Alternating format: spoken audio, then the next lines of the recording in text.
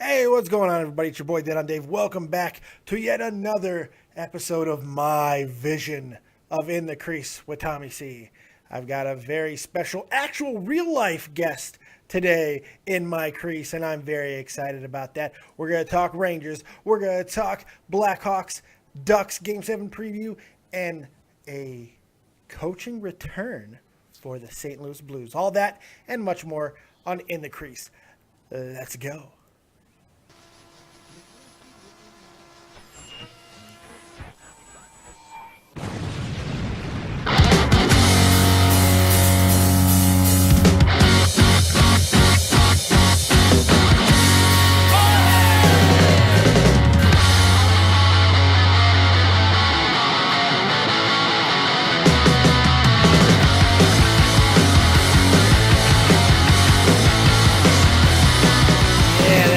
That's right. This is In the Crease with Davey V.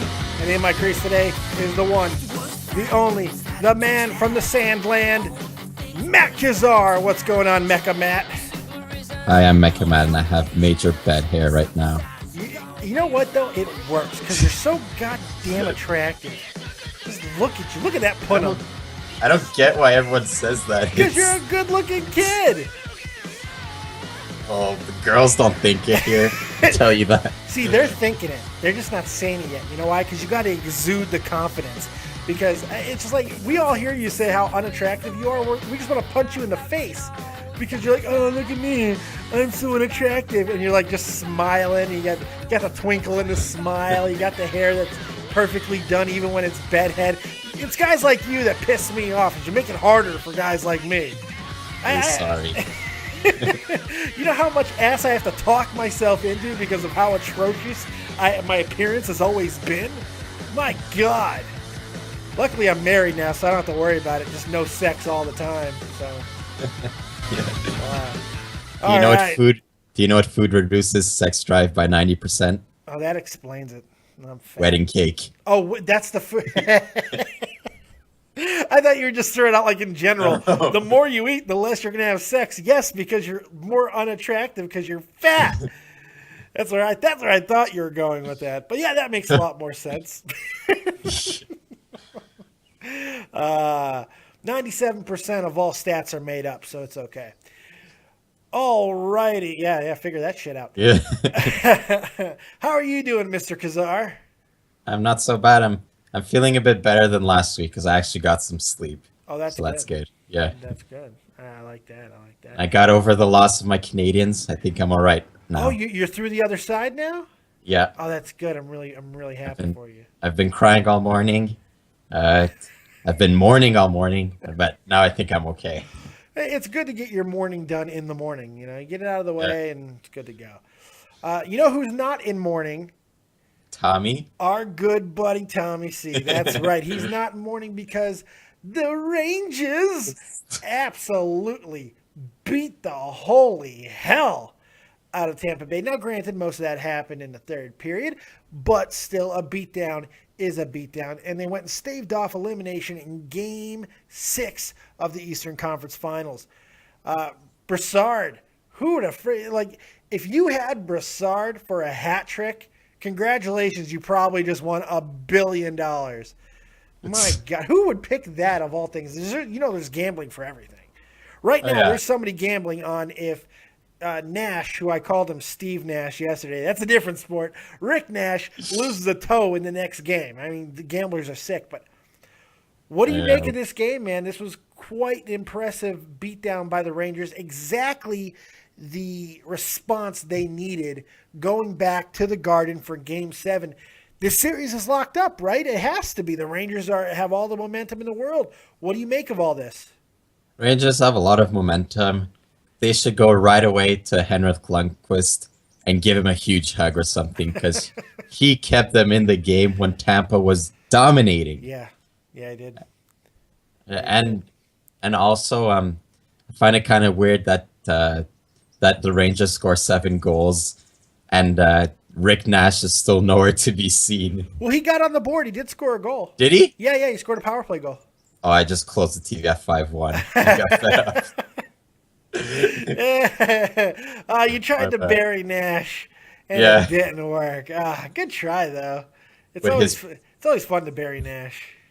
power of invisibility. It's my secret gift. It's when I go invisible. It's more effective during the playoffs. It's way more effective. Watch me disappear with my power of. I had a great word and then I forgot it. I suck at life.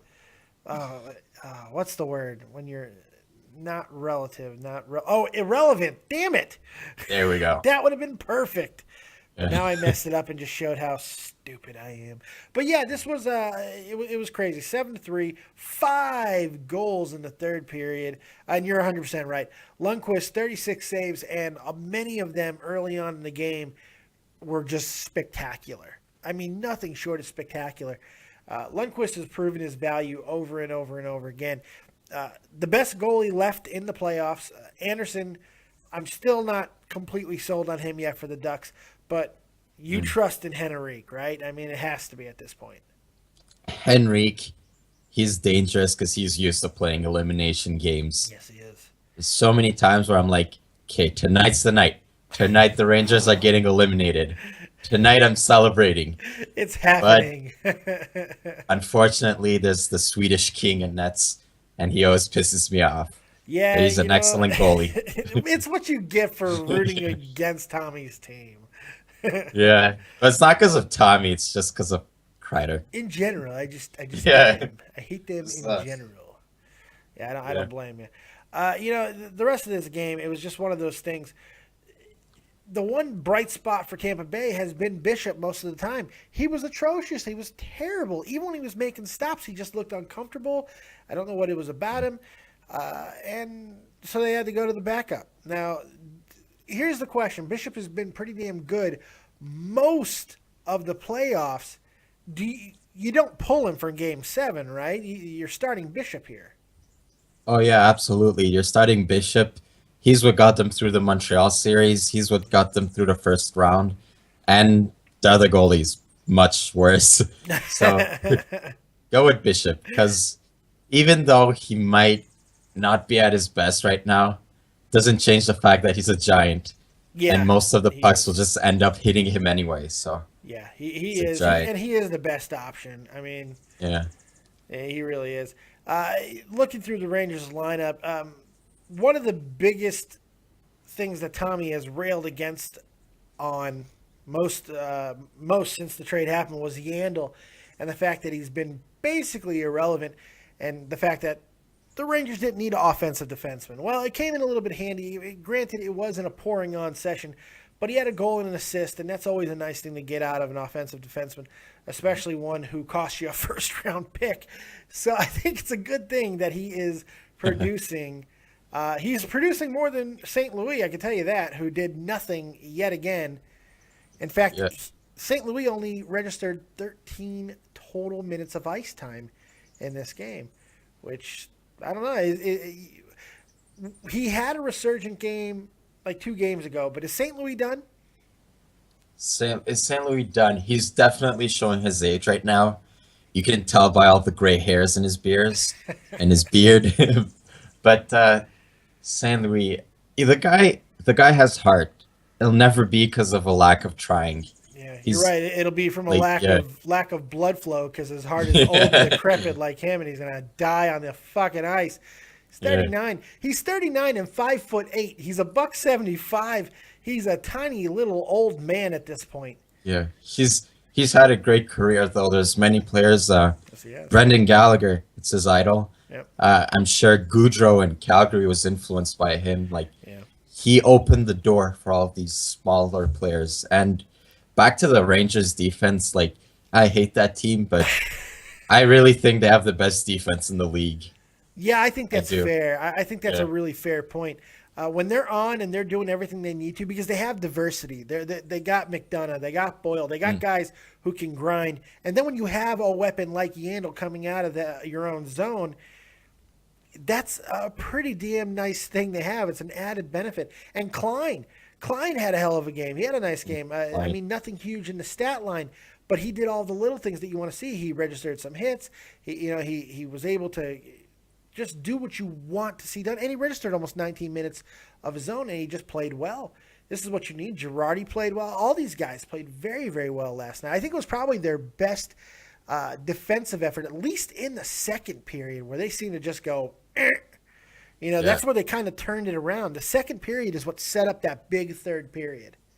Yeah, but I might be the only one that thinks this, but don't you find McDonough looks like Ferris Bueller's friend? Oh God, I gotta find a picture of him right now because that is fucking amazing. I'm trying to remember. It's been a long time, but I kind of remember them looking the same. Oh my God, I'm looking him up. Oh my God, he does. That is too good. What was that little prick's name? Oh God, wasn't it like Carmen or something? No. Oh God, Ferris and Cameron. I think it was Cameron. Carmen. Where in Canada is Carmen Sandiego?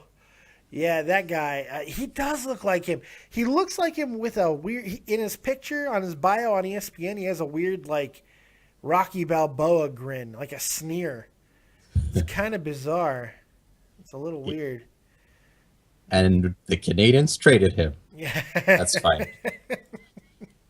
That's right. Always got to make it about Montreal in the end. Yes, I respect that. Imagine how awesome it'd be if he gets traded to Detroit. So then he'll have a Red Wings jersey like in the movie. Oh, we need to make that happen. Yeah. That needs to happen just for the sake of awesome. Oh, by the way, another little note on Rick Nash real quick. You tried to bury him, but he might have had the most impressive stat line of the night. My bad. He had 1 goal. He also had 3 friggin' assists. Really? Yeah, three assists. He actually, he had a nice game. He had a nice game. He had a takeaway. He had a nice game. Really nice game. Doesn't change the fact that he looks like a squirrel. No, he does look like a squirrel. That's I'll very still bury you, Rick Nash. We'll call him Rocky, from the Rocky and Bullwinkle. Squirrel, fly, you squirrel. It's funny about Nash is he played like a superstar, it looked like, even in a beatdown. I mean, it doesn't matter where these things happen. You need your star to play, and this is what you needed, especially with Stamkos emerging on the other side. This sets up a really interesting Game 7 in the Garden where they just lost in really disgusting fashion, where they got absolutely dominated. They didn't play necessarily bad except for the power play, but Tampa dictated everything in that last game. So the question I pose to you, young squire, is can the Rangers keep the momentum going? And if you're a betting man, who you got Game 7? If I'm a betting man, I put Rangers Game 7 because they've been in this situation over and over again. Tampa's a young team. They're going to take this experience. They're going to learn from it. But unfortunately, they've never really been in huge Game 7s like this. And one thing is for sure, you're not going to see like a goalie battle. You're not going to see Bishop and Lundqvist playing their ass off because so far in this series, there's one goalie that's been good one game while the other one gets blown out. Yeah. So I don't think it's even going to be a close game. Excepting in game 5, they both played pretty damn well. It was only 2-0. They both played really well. It was just that Ranger power play that seemed to suck the life out of that team, man. It really did. But I think you're right, though. I think we're going to see another. I don't think this is going to be a close game.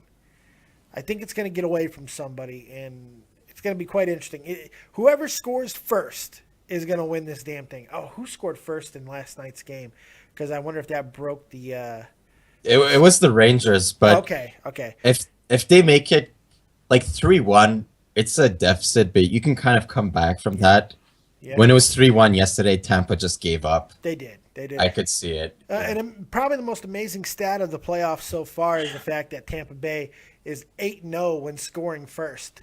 So you got to get out of the blocks in Game 7 if you're New York. I'm going with the Rangers, too. I think the Rangers are going to win this game, put this shit away, and get ready for whomever they have to play. So Yeah. And of course, that leads us a smooth segue right into that aforementioned opponent. But who will it be? Well, we're going to find out maybe tonight because it's an elimination game.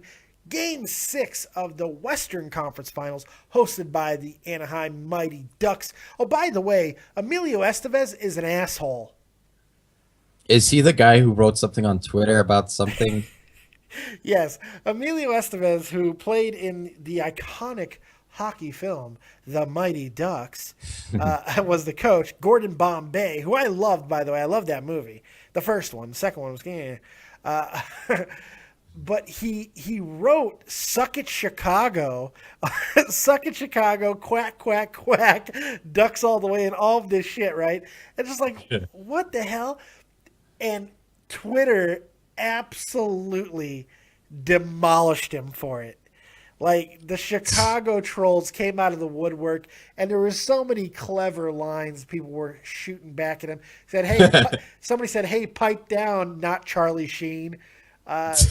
It was great. Somebody else, my favorite, because it was really smooth and slick, and you got to think about it for a second. Was I expect more from a varsity Letterman, and that might be too young for you, young and obscure, but from The Breakfast Club, which is an iconic '80s movie, he had that line said to him, and it's a great line. It was very funny. So, but anyway, fuck Emilio Estevez from Shot from the Point. By the way, the views of Dead on Dave does not necessarily represent the views of everybody here at Shot from the Point Hockey. Send your letters to me, Dead on Dave, if you're an Emilio Estevez apologist, and I'll tell you to go quack yourself. Other than that, let's get to the actual. I'm sorry, I went on a tangent.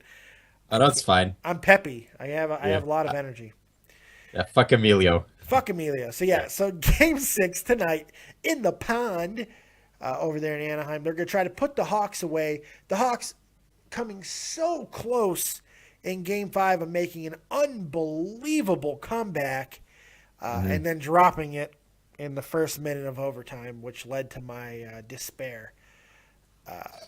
They look to bounce back in game 6, and this is another very tested team that knows how to win in these type of situations. So the question becomes, does Perry and Getzlaff and Kessler do it for the Ducks tonight, or do the Blackhawks persevere? No, I'm sorry, it's not in Anaheim. It's in Chicago. I don't know what the hell I was thinking. It's in Chicago. Do they persevere in the madhouse on Madison and send this game to 7, this series to 7? Yeah. One interesting I think so, because one interesting stat that I heard last night or 2 nights ago rather, was that if you take all of the time that Chicago spent in overtime, it's like that they would have played 2 extra games. Yes. And don't like believe that it's starting to wear them down a bit. Because I could kind of see it that the star players were getting a little bit tired. Just a little bit. The thing is, in this series alone, they've played the overtime equivalent of 2 extra games. So both teams have been on the ice the same amount of time. I think so. Yeah, I think that does hold true for both. The only difference is Anaheim has more depth, especially not on the offensive side, but they certainly do on the defensive side, and that's where Chicago seems to have been worn down. And after that triple overtime game that the Hawks won, I expressed a lot of concern that it's very possible that the Hawks were burnt out, and it may have come to pass. That being said, I think the Hawks are going to come through tonight. I have a feeling. You have a feeling? Yeah, I got a feel. I'm hooked on a feeling that Taze is going to score a lot. Taze had 2 amazing goals in that depressing loss, but one of the most high-angle goals I've probably ever seen. He shot basically parallel at the net, and it somehow fucking went in. It was amazing. Do you think he was trying to score, or was he trying to pass? You know what? You never know what Taze, but he's one of those proponents of something I always like to say, and that's you throw the puck at the net, and sometimes good things will happen. Yeah. So who knows? With that little time left, he probably was trying to shoot. But I tell you one thing though, if they want to win, there's 2 players that I see that needs to step up. Yeah. One of them is Hossa. I'll give him a break because he's an old man. But the other one is Bickle. Yeah. Bickle, what are you thinking in overtime to try to slap shot it on the goalie from center ice? And you played good against Boston. You got your fat ass in front of the net. Do the same thing this series. They gave you a long contract not to slap shot it from center ice. They want you to go in front of the net. Yeah, you're right. Bickle really needs to redeem himself after Yeah. that because it cost us the game. And, you know, I have he's kind of good for bounce back games. That's the one thing that you can point to with the Hawks. If you're a Hawks fan like I am, and you're a betting man, it's one of those intangible things that people like to always dismiss. But it's true in this case. The Hawks have been there before, man. Even the young guys like Brandon Saad, he's been through this with this team, and he's like 22 years old. Bickle has too. So you have to kind of give the nod and the benefit of the doubt to the Hawks, don't you think? Yeah, and they have the face of the French of the league on their team. Oh, which If one? Taves. Taze. Yeah. I wasn't sure if you were going to go with Taze or Kane. Can I just go on a tangent of how I find Taves looks? Yeah, please. Okay, first of all, I saw his ice bucket video. He's in grape shape and whatever. But that neck, just, it's so long and it looks like he has no head. It just looks like the continuation of his neck. He does have a Just really looks like a long human. neck. And if there's anything you can learn from Brendan Saad, is nothing about hockey, but how to grow a beard. Big shout out to Brendan Saad, who's half Arabic. Yeah, he's Syrian. Yeah, of course he can grow a beard. He grew a beard Oh, out of is the he? fucking womb. Yeah, I'm Syrian. Yeah, he's Syrian. Nice. At least he's half Syrian. He grew a beard out the friggin' womb, man. Yeah. He grows his playoff beard like overnight. That's Yeah. how good his jeans are. He does too. Just like, oh god, it happened again. What do I do? Yeah, you're right though. Taves does have it. God, I'm looking at it now. It's a big, thick neck, but it is long as hell. Yeah, it's just he's a good player though. Yeah, he is. He's got a weird heart-shaped Adam's apple too. Yeah, just I'd be so scared for him. I'd wear one of those goalie things to protect my neck. There's just so many chances that I might get injured. That's right. You protect the neck. We've alienated Deb, I'm sure, because that's her man right there. We can't be talking about her squeeze. No, I did say he's good looking. He's sure. I He's said good. that. He's good looking with a weird deformed neck. Yeah. That's real genuine of you. It's that neck. I don't understand. So what? Okay, now we talked about the Blackhawks, but what about the Ducks? If the Ducks want to put this away, what has to happen? How do they put the Hawks away? If they want to put the Hawks away, they have to keep pound. Bad word. They have to keep hitting them, because what Kessel said, he said something like, "If we keep hitting them, we're gonna wear them down. No human can withhold that much hits," or something. Right. They're kind of right because they're super physical. Yeah, they are. They've got size. They've got grit. Like they're a scary team. Very And scary team. if there's something that I think Chicago might overall have more raw talent. Yeah, I If think there's so, too. something that their GM can do, maybe during the off season or something, they need to get a really, really good second line center. Because what Anaheim has is Getzlaf, who's really, really good. Maybe the defense on the other team would focus more on him, but that leaves Kessler. Kessler, that yes. gives it- Big yeah. difference. Yeah, but big difference. That'd leave him a bit more opportunities in the offensive zone. Yeah. He's the defense might not concentrate as much on Kessler, Yeah. so that makes a really good 1-2 punch. And I think that Blackhawks could kind of learn from that. Because who's their second line center? Well, see, that was the whole idea behind trading for Vermette. Vermette was he wasn't just going to be a replacement for Kane because he doesn't just play center. He also plays the wing. You get Vermette, and when Kane comes back, you move him, and you have a really, really good center for that second line. That just hasn't worked out yet. Now, I'm going to find out exactly who the second line center is because I don't know offhand. But if I had to guess, I don't know. I'm not even going to take a good guess here. I'm just going to Trying to think. I'm just gonna bring up the thing. I also think that it's imperative for Anaheim, if they want to put this away, that they've got to take. Anderson's got to have another stellar game. He can't have a bum game. He's got to have a good one. So we'll see who is okay. Let's see here. Depth chart. Centers, we got Desjardins, Kruger, Nordstrom, probably Brad Richards. It could be Shaw too, because they're probably their 4-line centers are probably Taze, Shaw, Vermette, and Richards. It could be Vermette, but I'm not seeing the actual lines, so I don't know. Yeah, still they don't have like a Kessler. No, they don't. Yeah. They don't. But look, Shaw, Richards, and Vermette are all very, very good players. They are, yeah. See, I think what the Hawks need to focus on in the offseason is they don't need a tough guy because they have that in Carcillo. They need a big, lumbering friggin' brute that just lays hits. Carcillo's not that guy. He wants to fight. He's a dirty player. Let's be fair and honest. Yeah. He's a dirty fucking player. He always has been, always will be. He takes shots at people, and he's probably should have been thrown out of the league for some of the shit that he's done this year. But they need somebody who can. They need a guy that can just lay on other people and be that huge force for him. And I think that'll help a lot. And it's something that we're probably going to address in the offseason. Do you want that on defense or forward? It's worked well for the Ducks to have it on. Has it as a forward with Perry's big ass just laying on people. So or Kessler, whoever's laying on friggin' Taze most of the game. So I think size, wherever you can get it, you take it. You know, I mean, that's kind of where it goes with that. Yeah, it's like my life motto. That I can really turn that into a dirty joke, but I'm thinking of one. I'm just gonna let it go.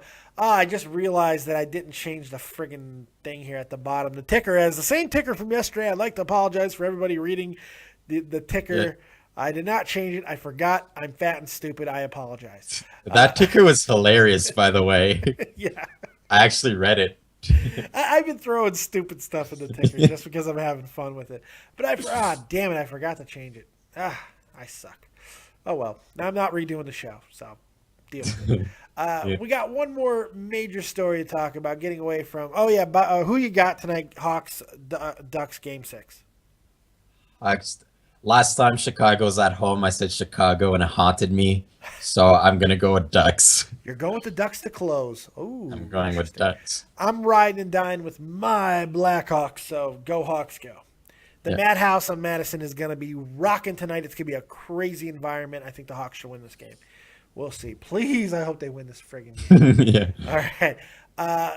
Big story, well, relatively big story, depending on how you look at it. Ken Hitchcock agrees to continue to be the Blues coach, which in any other year wouldn't really be a big deal. But this year, with the coaching depth that's been out there, now granted most of the big names have been snatched up, but Hitchcock was certainly putting his name in contention for other jobs. Now that most of the other big jobs have been taken, he decides to come back with the Blues. What do you make of this move? Do you think that this is going to affect his dynamic in the locker room, or is this just kind of something that happens in hockey and it's going to be a live and let live type of situation? You know what? I find the attitude of Hitchcock and the attitude of the GM kind of weird because I have the feeling they're really trying to get Babcock, but they didn't. So they're just like, okay, second best, let's get Hitchcock. Yeah. And the way Hitchcock, he talked, it didn't sound like he wanted to win at all price. He was just like, hey, just it's another year. I'll do my best. Just if they want to make a huge change, they're going to have to do something with their core players. Yes, I agree. I don't think it's a coaching problem. I'm not sure it was a coaching problem. Yeah. I think it might be now. Don't be surprised if he gets fired early on into the year, because if they start struggling early on, which is a possibility if they do not shore up some of the defensive problems, they're going to have to probably trade some offense to do it, but that's going to be completely fine. Hitchcock said something that I found that stuck out to me, and this is something that really can divide your locker room. This is what he said. This is unfinished business for me. I don't want to coach. I want to coach to win. I couldn't find a better spot. Really? Really? I couldn't find a better spot, and you think your locker room's going to open up? Tarasenko's going to be, I'm glad you're back, coach. Thank you that you could not find better spot. No, they're going to be like, what do you mean you couldn't find a better spot, you dickhead? Hey, thanks a lot, Coach Babcock. Oh, I'm sorry. Wishful thinking. Oh, Jesus Christ. What the hell's the matter with people? It's going to be a really awkward first day. It is. He's going to be like, well, hey, yeah. Remember me? Come on, huddle it up, guys. Let's talk. Yeah. You know what? Maybe he just embraces it. Brings everyone in and goes, all right, you sons of bitches. You don't like me, and I don't like you. But we're going to win because we're the Blues. You know, just something retarded. It would be great. I couldn't find it on YouTube yesterday, but there's this, I think it was in 2006 or something when he was coaching the Blue Jackets. He had an interview with Gord Miller from TSN, and he was chewing gum. Oh, God. Oh, Dave Rose would fire him. Yeah. Oh, yeah. But halfway through his interview, he completely chokes on his gum, and it sounded something like this. Well, I think the key to winning is that we need to place bodies in front of the net. If we can just fire it from anywhere, we get some rebounds, we can.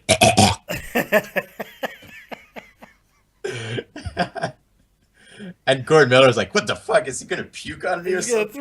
He's gonna throw up on me, man. That's great. Oh my God. I think at this point, the worry for St. Louis might be that Hitchcock is getting a little long in the tooth. He is 63 years old. However, he's the fourth winningest coach in history, which is great. Behind Quenneville, by the way. Just saying. He's reached that big 700 win milestone this year. So he has all these things going for him. But is it possible that part of the reason why St. Louis can't seem to get past this glass ceiling in the playoffs, and they seem to always run into the same problems, the same reasons seem to sink them over and over and over, maybe parts of the game have possibly passed Hitchcock by? You think that's a possibility? Is that a possibility? You know, I don't think it passed them by. I think it's just they're such a good team in the regular season that when it comes to playoffs, I think they have trouble like turning it on, like turning the switch, playing playoff games. But part of it is also kind of luck.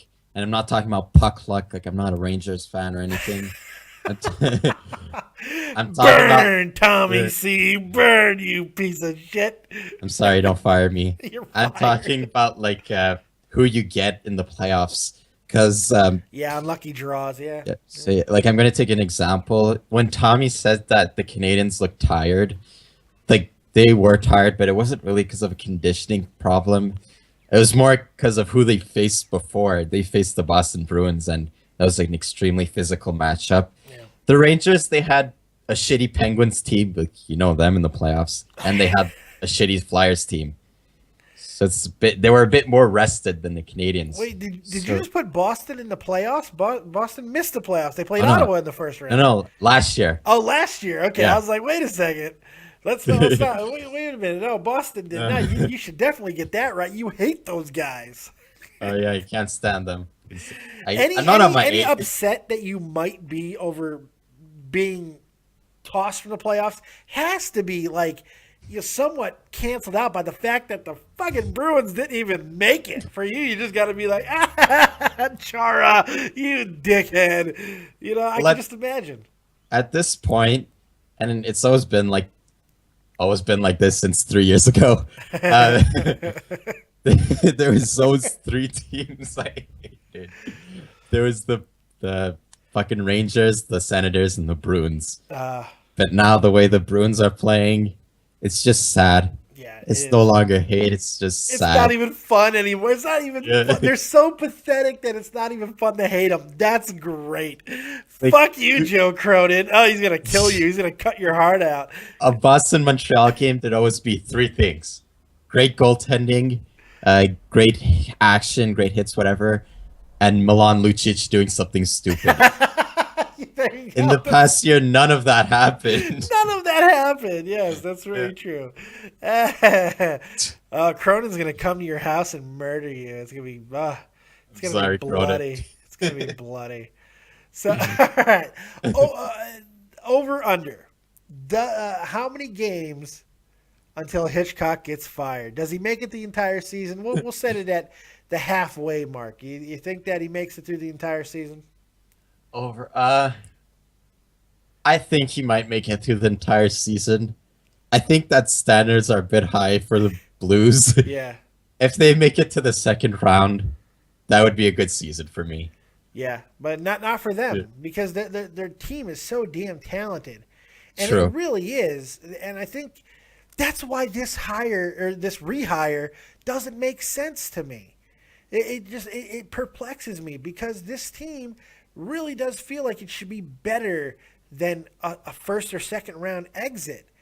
And when you're rehiring Hitchcock, you know what you're rehiring. I mean, shouldn't they have really made a bigger push to get one of the bigger hires that were out there? To me, like Babcock with St. Louis, you're talking about a fantastic coach who constantly shows the ability to communicate with a very talented team. Isn't that a perfect match? That would it seem like it would have made perfect sense. Yeah, it would have made sense, but apart from Babcock, they don't have the money that Toronto was offering. That's very true. They don't have $50 million, and apart from Babcock, like McClellan would have been. I like McClellan there. Yeah, McClellan would have been good, but I don't know. Hitchcock is still a very good coach. He is. The Max Lapierre, the ex-Blues player, the most hated Max Lapierre, he was on the French radio station, and they asked him, "Why do you think the Blues suck come playoff time?" And this kind of goes back to what I said. He said that they play playoff hockey during the whole regular season. You know, the playoff hockey, like the hits increase, it's more intense. He says they play that the whole regular season, and come the actual playoffs, they're burnt out. Doesn't it sound a little bit like bullshit, though? Doesn't it sound a little bit like bullshit, like the ultimate excuse? We cannot make it far into the playoffs because we play so hard all of the time. We play all of the time hard. We are that good and talented. We play hard all the time. We make ourselves tired. That's like saying the reason why I cannot fuck my wife is because I'm so good at masturbating. I masturbate like I fuck all of the time, and I cannot perform when the time comes. That's bullshit. It's bullshit. It's an excuse and bullshit. And I won't have it in my crease, damn it. He did talk about masturbating during that same interview. And that's when I turned the radio off. And that's where I turned the radio off. There you go. There you go. He might be bullshitting. I don't know. Yeah, it might be. I'm just saying what he said. We wish him the best. Hopefully Hitchcock does a good job in St. Louis and doesn't die from old age. He looks remarkably like Newt Gingrich too. I'm just noticing. I'm looking at him. He looks a lot like Newt Gingrich. I don't know who's Newt Gingrich. Google it. Okay, Google it. Well, I got a question I want to pose to you. This will be the last thing we got. I'll get you out of here on this. Where do you stand on the narrative of analytics, advanced analytics in hockey? Do you feel that it is sucking the joy out of the game? I wouldn't say it's sucking the joy out of the game because it's always nice to have analytics on the side, but I don't think it should be the main focus because let me take an example. Rick Nash, who's played good yesterday, I was wrong. You buried the guy and he had his best game in the playoffs in his history he had yesterday. I take that back. I wasn't on my A game, but take Rick Nash, who most of the time is invisible during the playoff. Yeah. There's no stat for that. No. Say the players want to win. There's no stat for that. Yeah. Like they say, most coaches would say, go to the net. That's where you get most of the goals. There's no stats for that. So while I think it's good to have it on the side, like as a kind of reference, I don't think it should be the main focus. Yeah, I agree. And that's kind of where I was going to.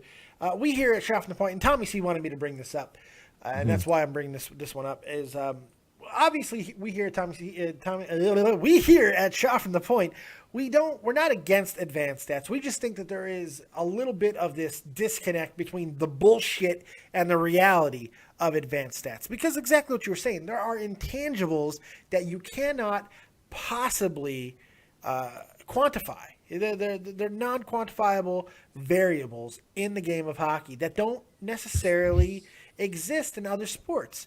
I mean, even baseball, that a ball hits a pebble and gets through, that is not quantifiable, but it doesn't seem to make as big of a difference because baseball is so much about the numbers. In hockey, we haven't had that proof yet. Corsi isn't enough, obviously, to really dictate, or Toronto would have won the world, and they didn't. They suck. They're terrible. But the reason why we bring this up is because there was a couple of articles that were written, and one basically made Tommy C insane because his good buddy over at Puck Daddy, Greg Wyshynski, he wrote this article, Sucking the Joy Out of Hockey, NHL Playoff Narratives versus Analytics. And basically, Greg gets on his soapbox and grandstands, because that's what he does, and goes on this attack of this article written by... Let me go up there and see who it written by. Written by Wyatt Arndt over at Van City Buzz. About his article is called "Advanced Stats Are Killing the Romance of Hockey." Now, Tommy didn't read all of this article. He just wrote what Greg referenced. I read this entire article, the original article, and basically this guy he speaks out against intangibles a lot. So he's kind of the stat nerd that we really don't like very much. But Greg didn't do a very good job of burying him like he tried to, because he kind of proved a lot of the guy's points in a little bit of Greg's article that I read. So I'm sure Tommy's preparing quite a rebuttal, because he loves to when it comes to Greg Wyshynski. I could just imagine his reaction reading it. Yeah, I caught a video chat with the great Tommy C, and he was showing me the sights through his cell phone of the volcano that thankfully has not erupted. You would have figured it would have with Tommy's luck, but it hasn't yet. And these beautiful sights, why he's telling me why Greg Wyshynski sucks. And it was just great, because I'm sitting there seeing these beautiful things of this island. Dave, Greg Wyshynski is such a pretentious asshole. It was awesome. I miss my buddy. I can't wait till he gets back. I've had an absolute blast. How's his honeymoon? Is he having any fun? He's having, what he said? It's the most beautiful place he's ever seen. He's having a great time. But he'll be back really, really soon. But as for us, that about wraps things up, I would say. So tonight in the National Hockey League, we've got Game 6 in the Madhouse on Madison. My Blackhawks are going to defend the honor of an entire city. Nay, a nation. Yes, because we represent America more than Anaheim does. I'll say it. Fuck Emilio Estevez. Game 6. Go Hawks, go. Fan hat is on. Fuck, I'm not being biased. I don't give a shit. We're going crazy. I'm excited. 8 p.m. Eastern Standard Time. Get your friggin' Hawk jerseys out, ladies and gentlemen. Put your duck hats away, because the Blackhawks are coming, and we're bringing Kane and Taves with us. What do you think about that, Matty? You hit the nail right on the head. Fuck Estevez. You picked against the Hawks. You know what? You're in the same damn category as Estevez. I'm not very happy with you right now. No. I said go Ducks, but fuck Estevez. I'm not a fan of his movies. I think his brother Sheen's a bit better. Hey, Young Guns kicked ass, man. I like Young Guns. I'm a big fan of Young Guns. It'd be funny if his next movie bombs horribly in the box office because of what he wrote. I don't think he makes movies anymore, so it's okay. Because I think Hollywood has essentially told Estevez exactly what I'm about to tell you, and that is, get out of my crease!